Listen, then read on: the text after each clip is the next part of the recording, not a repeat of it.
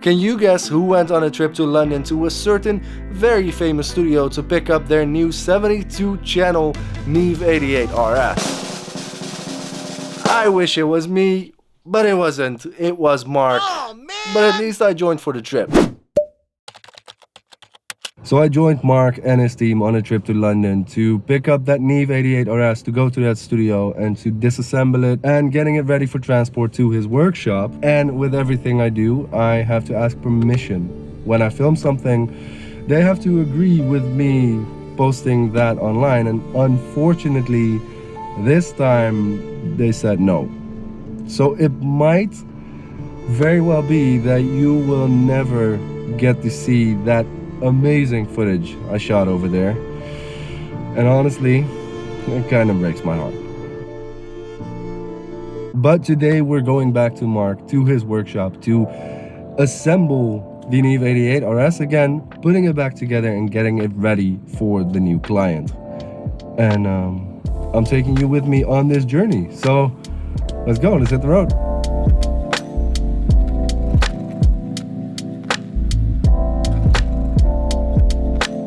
But I do have a little bit of hope left that if we make sure together that this video series does insanely well, they will let me post that video and you will get to see it after all. So please take a moment to like this video, subscribe to my channel, and leave a comment down below, because that will allow the YouTube algorithm to do what it does best, and that is recommending this video to more and more people, getting more views and making it more interesting for that studio to hop on this series.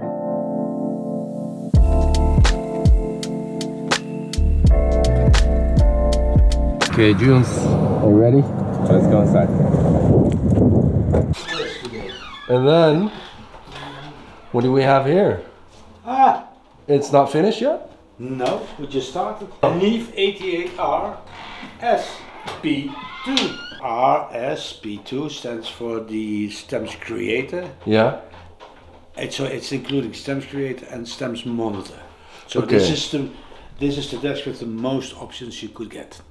This is the full-blown, full spec Neve 88 RS, 72 channel. It's quite more complicated than the other one you saw the last video. At the same spot you had a fully assembled Neve 88 RS already, right? Yeah. This is again a 72.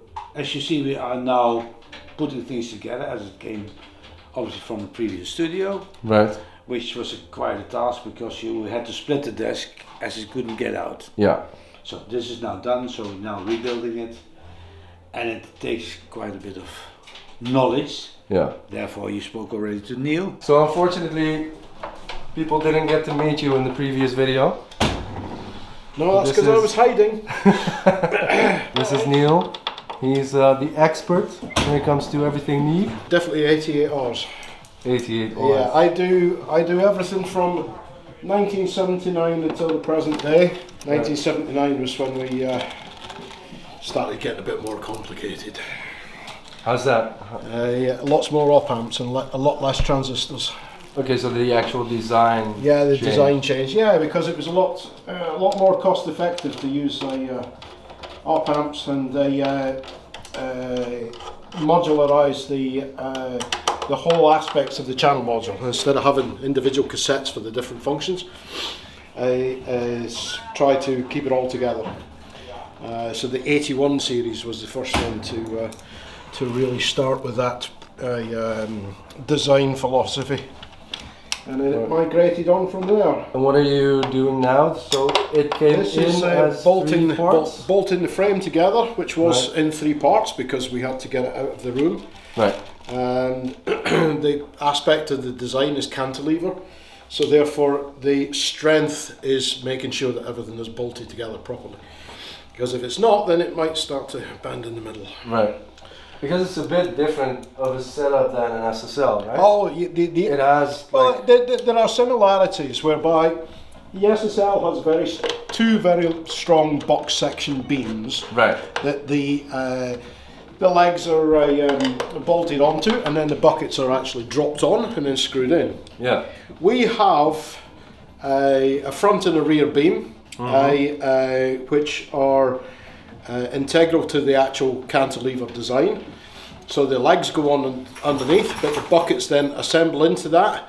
But not only are the buckets held together like the SSL, but they screw into the front and rear beams with a lot more nuts and bolts. Right. And it practically makes it earthquake proof. That's the design for all the Neves. Yeah, it was originally designed by a design company, I think, possibly 84, 85. It's what Neve called the VT frame, which I believe was von Tulleken. And so the V2 console, which effectively looked like V1 modules, but was actually the first time that Neve rotated the EQ so that the EQ was above the small fader section. Von Tulleken came up with this idea for this cantilever design, which Neve then filled in for mounting the likes of automation racks and additional master section control racks. Because of that, the main difference between the 88R and the VR is the 88R has removed all of that under section, and we've incorporated everything that we need to do in the actual frame itself. So fader backplanes as opposed to control cards underneath, a larger, wider master section to handle all of the associated cards to do with that, so that we no longer require to use the space underneath the console. But needless to say, there's bolts and nuts in all strange places. So it's going to be the first couple of days is going to be you It's all bolting it together. bolting everything together. Making it look like it's a console. Yeah. That's all of these have still got to go into the frame. So there's a lot. It's going to keep me occupied for some time. These are the desks for orchestral scoring. Yeah, so stuff, right? if you want to meet the international standard, this is the one. Yeah. So they're selling still the studio where it came from is now gonna replace it with the new one, even a bigger one. If you have a big studio with a big orchestra, and then the facility it has, and now the Atmos is coming up, and so there's a lot of more demand, but still this desk can cope with most of it still. Wow, but they're really expensive when you buy them new, right? Yeah, it's about 10k pounds per channel Per channel. to start. And then you have the stems monitor and the stems. All the other options, and this has a remote patch, this desk, so Yeah. it's more than, but on average they tell me it's about 10k. Really, really expensive. Yeah, so you need to be really into such a desk, otherwise it doesn't make sense. Yeah, right. So, but this is like Neve, as I told you last time. Neve is about sonic perfection, which also the vintage proof, and this one also. And the SSL is more because of the sound. But an SSL for orchestral work, I wouldn't go for that option. Because it's too. It doesn't really show the harmonics of real instruments, orchestral instruments. So the Neve 88 RS is more about capturing a true picture and depth, and the SSL is more making a sound. Pop desk. Yeah. Mainly a pop desk. Yes, you can use it for more things. Yeah. You don't buy an SSL that should sound like a Neve. No. And you don't buy a Neve because it doesn't sound like an SSL. And is the 88 RS then cleaner than a VR, for example? No, they're nearly the same. But the older ones, like the 1073s, are then they have more of a color. That's totally different. Yeah. So they became cleaner. Well, the vintage Neves, like the 1073s, they has a more color. So when you go to Air Studios, you have one like the vintage Neve in Studio One, and the main hall. That's where their 96 channel 88R is. That's for orchestral. So they have a choice between the vintage sound. But then still people want to use the 88 because it can cover more features. Right. This is not going to the UK or America. This is going to... Stays in Europe. Stays in Europe. No, don't trigger me. Stays in Europe. Okay, we'll find out in the next video. Yeah, sure. I'm because also we're going to continue working. Exactly. when it's done, I'll join you with delivering.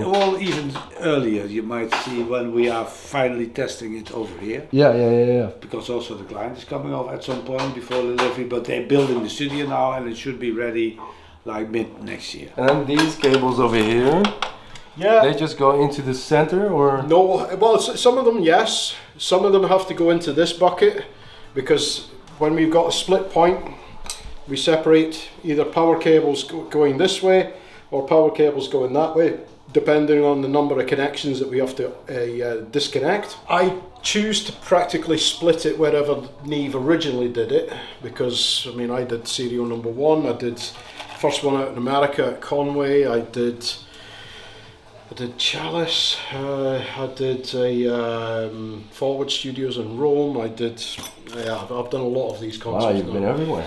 And because of that, then I understand as to how the factory designed it to be split. It was discussed between the various people on the production floor as to how best the service engineers could actually work on it. So we discussed quite openly the concepts of building these to be split, so it made it a lot easier for us. So then, where did it split? The split's there, here, I believe. Yep. So the first 2 buckets? First 2 buckets, then you have a section of the master section, and then you have 2 buckets at the end. It makes it easier for going through the door. Did it go through that door as well? Yeah, it came through that door, yeah, but we had to take the wall apart. Oh wow! oh, you had to do this just now? No, this was done years and years and years ago. Yeah, so this was the functionality. The first time. So that whole thing slides out.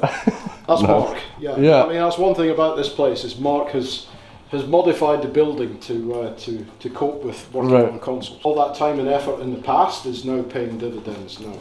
And then this is all the cables and patch, or? This is, that's from the other 88. There is another Neve 88 RS72 channel there. We saw that in the studio tour, but this looks similar to what this desk has in terms of patch and cables, right? Yeah. So we now have to put a rack with the power supplies in. We have to put the racks with the patch in. Yeah. And everything has to be checked.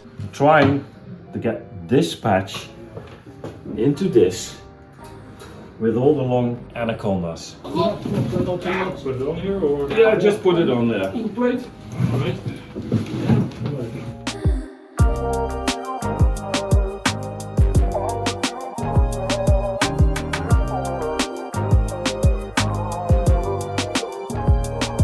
We've moved quite a lot of these consoles now. Right. Not just myself, but with Mark as well and his team, and so they're good at handling all of the various aspects of the power supplies, the cables, the patch bay, everything like that. It's less dangerous for us as well because we've got the correct lifting equipment. So you're not pulling your back out on. Well, this is it exactly. Yeah. Yeah, that's the important thing.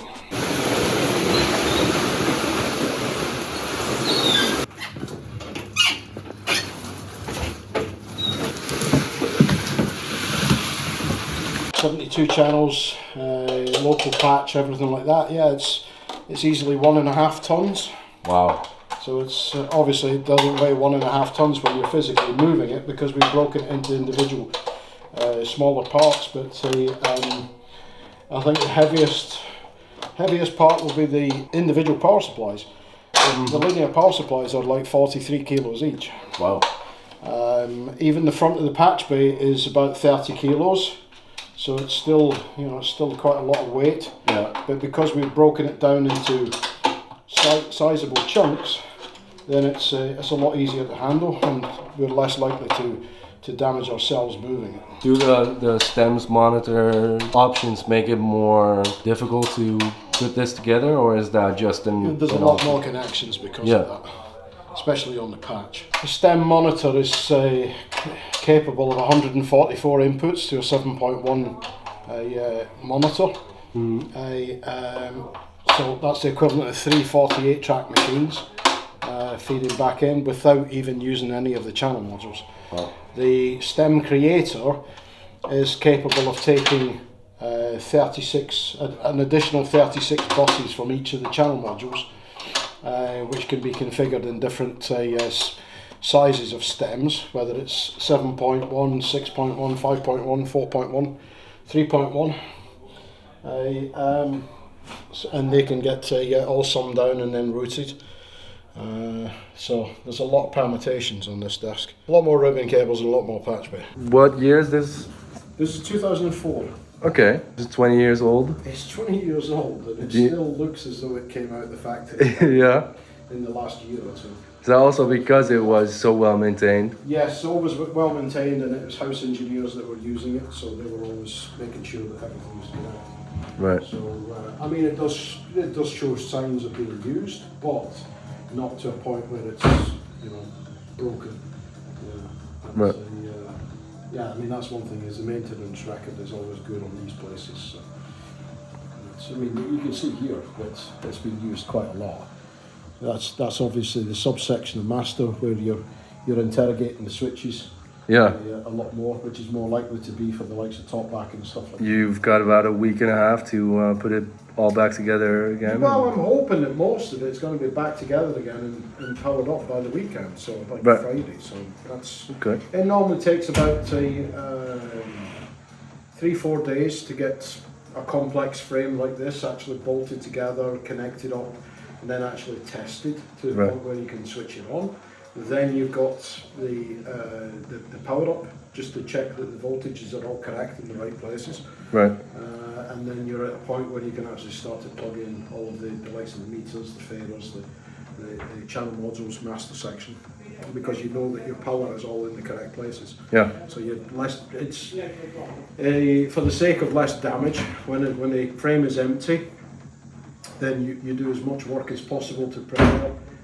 And then when you add all of the combustible items, as I would say, things that can go on fire, then you've checked everything else. Right. So you've less likelihood of releasing the magic smoke. So what's next steps for the console now? After you've put the frame together and everything? What they call code checks. Check the continuity for all the wires. Make sure that they're all going to the relevant places that they should be. And then we can do the hot checks, as we say, for powering up and checking that everything all glows in the dark properly. And then we start putting in the likes of the channel modules and the faders and making it all look pretty and making sure that it glows in the dark. Thanks so much for watching this video. In the next video of this series, we'll come back to a much more complete Neve 88 RSP2. We'll see Neil deal with some difficulties in the channels, some maintenance, some recapping. We'll see what the power supply is all about and much, much more. So make sure you like this video, leave a comment down below, but most importantly, subscribe to the channel to not miss out on the next episode. I'll see you in the next one. Later!